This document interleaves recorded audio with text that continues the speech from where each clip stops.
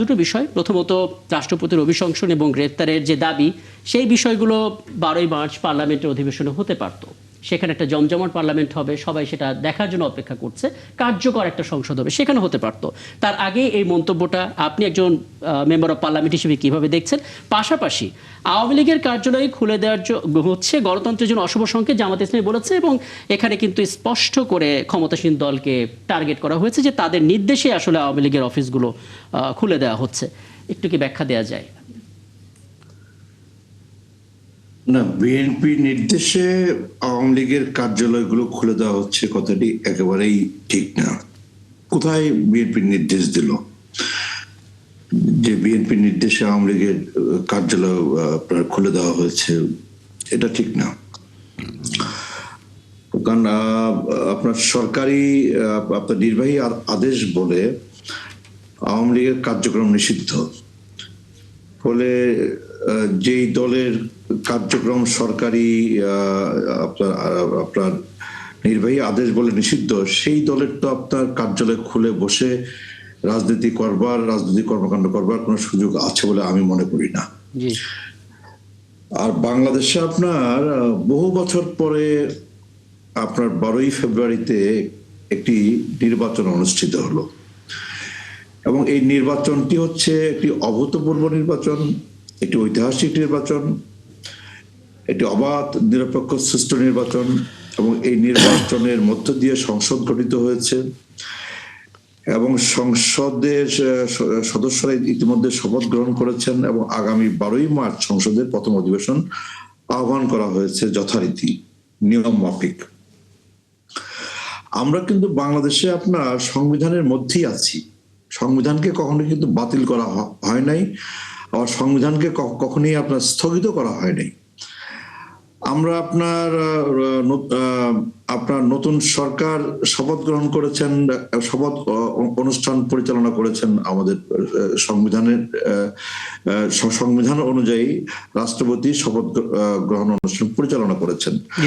এর আগে যে 17 মাস আমরা পার করলাম, এই 17 মাসেও বাংলাদেশে একটি অন্তর্বর্তী সরকার ছিল, এবং সেই অন্তর্বর্তী সরকারও কিন্তু আপনার এই সংবিধানের আওতায় এবং এই রাষ্ট্রপতি কর্তৃক আপনার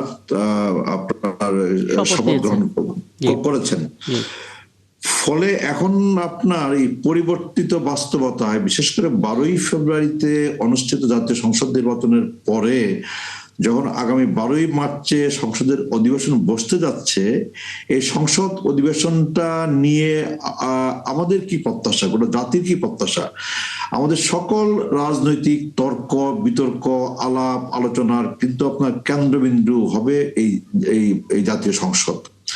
আমরা সেটাই আশা করি যে আমাদের নানা দলের নানা মত আছে, নানা ইস্যুতে নানা আপনার মত পার্থক্য আছে, নানা ইস্যুতে নানা অবস্থান আছে। আমরা সকল দল যারা সংসদে আমরা যাব, সংসদ অধিবেশনে বসবো, আমরা আপনার নানা বিষয় আমরা উত্থাপন করব, তর্ক বিতর্ক করে আমরা সংসদে বসে আমরা আপনার সিদ্ধান্ত উপনীত হবো। আমরা সংসদে বসে আমরা সিদ্ধান্ত নেব, এবং সেই সিদ্ধান্ত অনুযায়ী আপনার দেশ আপনার পরিচালিত হবে। এটাই হচ্ছে আপনার সাংবিধানিক নিয়ম, সাংবিধানিক রেওয়াজ। তো আপনার এনসিপি আপনার বর্তমান রাষ্ট্রপতির অভিশংসন আপনার এই দাবি তারা উত্থাপন করতেই পারেন, এবং তাকে আপনার বিচারের আওতায়, শাস্তির আওতায় আনার দাবি উত্থাপন করতেই পারেন। তো আমরা আগামী 12ই মার্চের জন্য অপেক্ষা করি। 12ই মার্চে আমরা সংসদে যাই, সংসদে গিয়ে আমরা এই আলোচনা উত্থাপন করি, এই দাবি আমরা উত্থাপন করি। আমরা আলাপ আলোচনা করে, আমরা তর্ক বিতর্ক করে আমরা এই প্রশ্নের একটা ফয়সালা করি। বুঝতে পারছি। আমি এই বক্তব্যটাই এবং সে পর্যন্ত আমাদের অপেক্ষা করা উচিত। একদম। আমি ফরিদুল হক, একটা ব্যাখ্যা যদি আপনি আপনার জায়গা থেকে দেন, কারণ আপনি আসলে স্পষ্ট করে ধারাবাহিকভাবে ব্যাখ্যাগুলো দেন।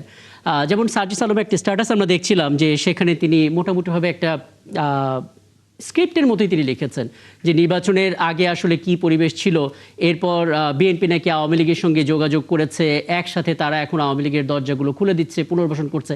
মানে এগুলো তো প্রমাণ সাপেক্ষ ব্যাপার।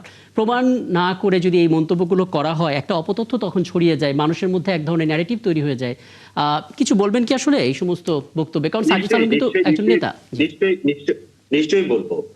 আমি আপনাকে দুইটা ঘটনার উদাহরণ দিই, দুইটা না তিনটা ঘটনার উদাহরণ দিব, তাহলে আমাদের ওই কিছুটা প্রমাণ করতে সুবিধা হবে। ছোট করে, মানে প্রমাণ তো আসলে প্রমাণ সাপেক্ষ, কিন্তু আপনার ফ্যাক্টস গুলো কি বলে, আমাদেরকে কোন দিকে ইন্ডিকেট করে, সেটা আমরা বুঝতে সহজ হবে আমাদের। প্রথম ঘটনা হচ্ছে নির্বাচনের আগে মাদারীপুরে একজন প্রার্থীর সামনে ওই উপজেলা এবং জেলার আওয়ামী লীগের নেতৃবৃন্দ উপস্থিত থেকে তারা জয় বাংলা স্লোগান দিয়ে ধানের শীষে ভোট চেয়েছিল, এটার নিউজ আছে। 2 নম্বর ঘটনা হচ্ছে নির্বাচনের ঠিক পরের দিন সার্জিস আলমের এলাকাতে পঞ্চগড় সদরে বিএনপির উপজেলা সভাপতির নেতৃত্বে আওয়ামী লীগের অফিস খুলে দেওয়া হয়েছে। 3 নম্বর উদাহরণ হচ্ছে গতকালকে অথবা পরশুদিন মাদক সম্রাট ইয়াবাবদিকে জামিন দেওয়া হয়েছে। আমি অন্য আর বেশি ঘটনার মধ্যে আমি গেলাম না। এতে স্বাভাবিকভাবেই আমাদের সন্দেহের অনেক অবকাশ তৈরি হয় যে কোনো না কোনো ভাবে বিএনপির কেন্দ্র থেকে প্রান্তের মধ্যে কোনো না কোনো যোগসাজশ হচ্ছে কিনা।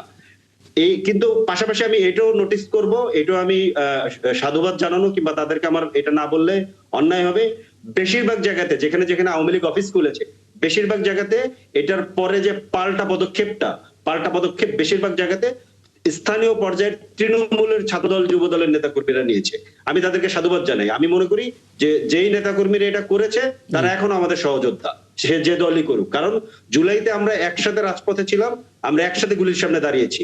এই প্রশ্নে, আওয়ামী লীগ প্রশ্নে আমাদেরকে একটা কমন আন্ডারস্ট্যান্ডিং এ আসতে হবে। কারণ আওয়ামী লীগের সাথে আপনি কোন রকম কোন গণতান্ত্রিক স্পেকট্রামে রাজনীতি করতে পারবেন না। যে আমি আপনাকে আজকে ডেইলি স্টারে একটা খবর বলি, 2021 থেকে 23 সালে পুলিশকে 7 গুণ বেশি লেথাল ওয়েপন কিনে দেওয়া হয়েছে। কাদের জন্য পুলিশকে এই লেথাল ওয়েপন কিনে দেওয়া হয়েছিল?